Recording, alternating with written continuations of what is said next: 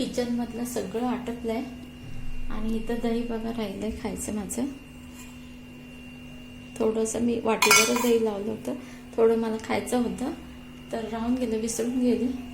आता काचा बिचा लावून घेतल्यात आणि थोडा आराम करते आणि नंतर बघूया काहीतरी व्हिडिओ शूट करायचं.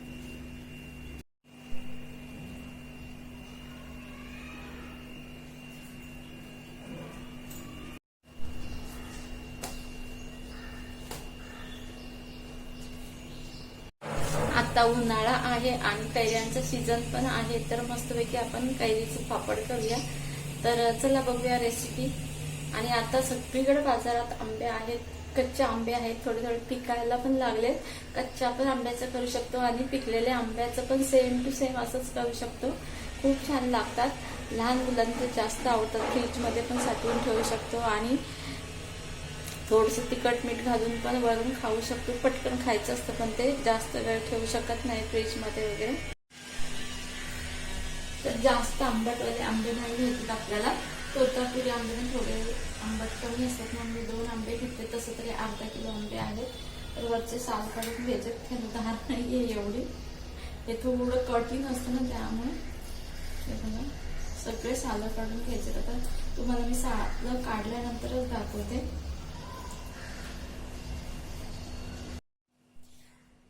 दोन्ही आंब्याचे सालं काढून झालेले आहेत आणि हा चिकाचा भाग असतो ना तो कट करून टाकायचा आहे. आणि ह्याला काही धारच नव्हती. मी किती वेळा धार करून आधी ह्या सुरीला, दुसरी एक सुरी आहे त्याला, पण काय आता आपल्याला माहिती आंबे ना खूप कडक होते, तर मी असं ह्याच्यामध्ये ना आवाजच रेकॉर्ड नाही झाला म्हणून मी आता एडिटिंग करताना पुन्हा रेकॉर्ड करून बोलते की मी असं सांगते की आंबे खूप कडक आहेत आणि त्याची साल ना, आपण बटाट्याचं साल काढतो ना त्याची, आणि त्याची आंब्याची साल निघायला तयार नाहीये. मग मी सुरीनेच काढली असं मी सांगते, नाहीतर मग आवाजच येत नाही व्हिडिओला, म्हणून मी आता खरं रेकॉर्ड करून बोलते. तर मग त्याच्या सुरीनेच मी सगळे साल आंब्याचे काढून घेतले आणि नंतर त्याचे स्लाइस करून घेतले.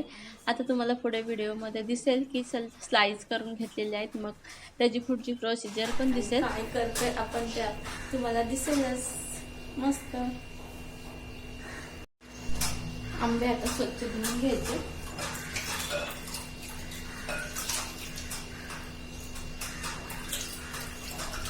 आणि कोरड्या कपड्याच्या रुमालाने पुसून घ्यायचे.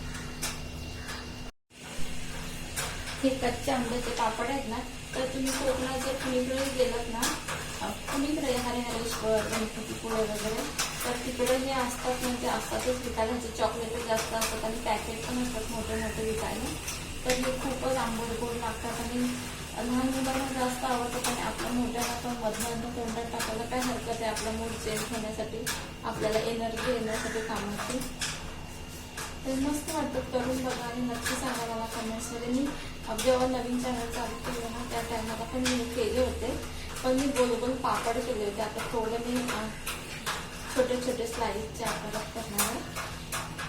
तर तुम्ही नक्की करून बघा आणि मला सांगा. कोकणात जास्त करून केलं जातं कारण कोकणात आंबा जास्त पिकतो, त्यामुळे हापूस आंब्याचं केलं ना तर जास्त भारी लागतं. ते असं एक हापूसचा जो वास असतो ना तो खूप भारी लागतो ना ह्याच्यामध्ये, आंब्यामध्ये. एवढा जास्त आंबट नाही आहे, पण मला आंबट जास्त सहन नाही होत. आता ह्या सगळ्या स्लाइस करून आपल्याला कुकरमध्ये शिजवून घ्यायचं.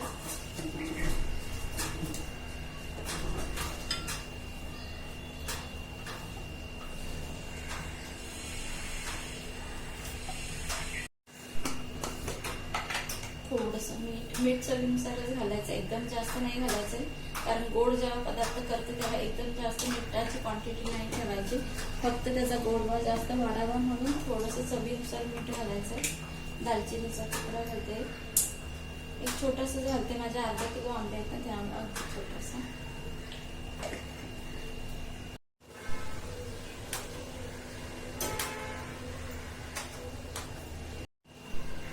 वेलची, हिरवी वेलची घालायची, त्याने छान स्वाद येतो. साखर आपल्याला नंतर घालायची. बरं झालं मध्ये लक्षात आल्यानंतर माणसं फसलं असतं आणि मग हसलं असतं.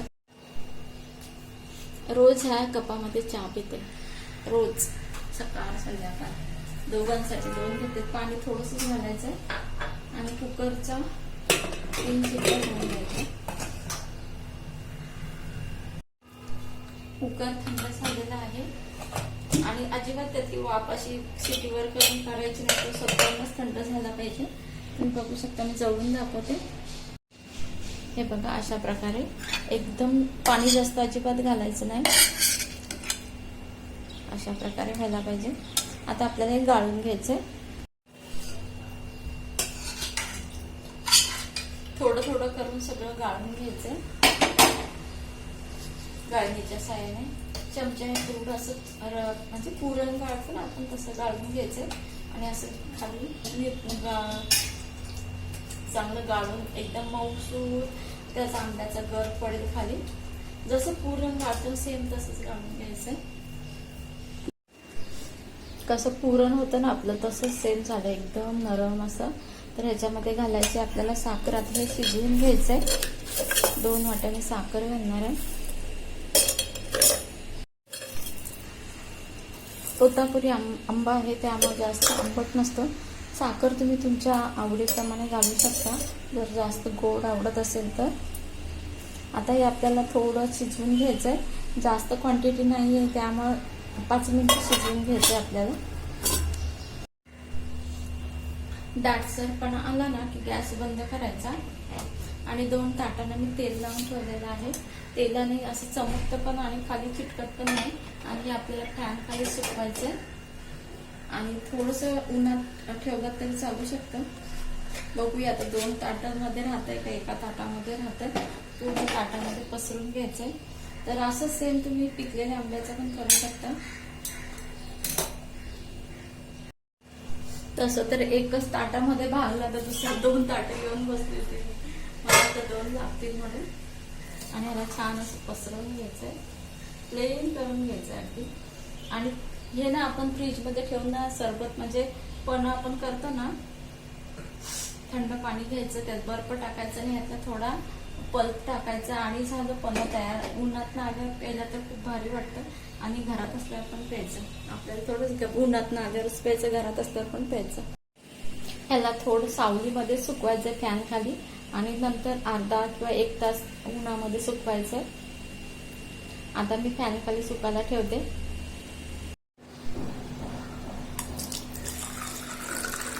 त्यातला थोडा मी पल्प घेतला आणि 1-2 चमचे घेतले, त्याच्यामध्ये थंडगार पाणी टाकलंय आणि चमच्याने ढवळून घेतलं. जसं की कच्च्या कैरीचं सरबत म्हणू शकतो की आपण जे पण करतो ना, पणामध्ये आपण साखर घालतो तर नाही गुळ घालतो आपण, तर ह्याच्यामध्ये साखर घालते तसं पण आपण पिऊ शकतो. ह्याच्या पुढचे व्हिडिओ डिलीट झाले होते पण मी आता सगळे व्हिडिओ चेक केल्यानंतर मला कळलं की ते पुढचे व्हिडिओ डिलीट झाले की जे काय त्याची प्रोसिजर झाली ते सांगायचं होतं, ते व्हिडिओ डिलीट झाले. त्यामुळे मी आता तुम्हाला फ्रीजमध्ये जेवढं शिल्लक आहे ते दाखवते. बघा, अशा प्रकारे त्याचे स्लाइस करून घ्यायचे लास्ट नंबरचे, त्यामुळे कडा वेगळी दिसते.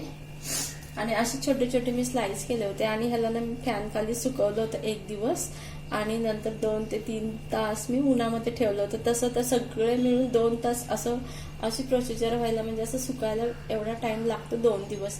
तिसऱ्या दिवशी एकदम असं सुरी गोल गोल फिरवली ना की अगदी असं पापडासारखं अलगत वर गोल आकाराचं जे आपण पसरवलेलं असतं ना ते सगळं अलगत आपल्या हातात येतं.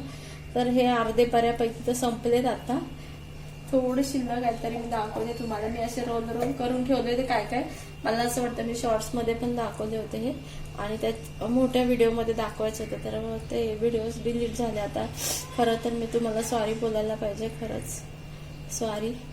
तुम्ही समजून जा की अशा पद्धतीने होतात हे. आणि हे तोंडात टाकले की विरघळतात, खूपच भारी लागतात पावसाळ्यासाठी. जसं आपण आंबा पोळी करून ठेवतो ना तसं हे करून ठेवलं ना फ्रीजमध्ये तरी सुद्धा एकाच वातावरणामध्ये ठेवायचं, बाहेर तर बाहेर नाही तर फ्रीजमध्ये तर फ्रीजमध्ये. पण मला असं वाटतं की फ्रीजमध्ये ठेवलेलं जास्त चांगलं, म्हणजे खराब होण्याची शक्यता नाहीये. हे बघा अशा पद्धतीने, हे बघा बऱ्यापैकी तर संपून गेले. चला तर आजचा व्हिडिओ कसा वाटला नक्की कमेंट्समध्ये सांगा. चला बाय, टेक केअर, सुखी राहा, आनंदी राहा. बाहेर ना खूप ऊन आहे तर तुम्ही काळजी घेऊन राहा स्वतःची. मेन म्हणजे उन्हातनं बाहेरच पडू नका.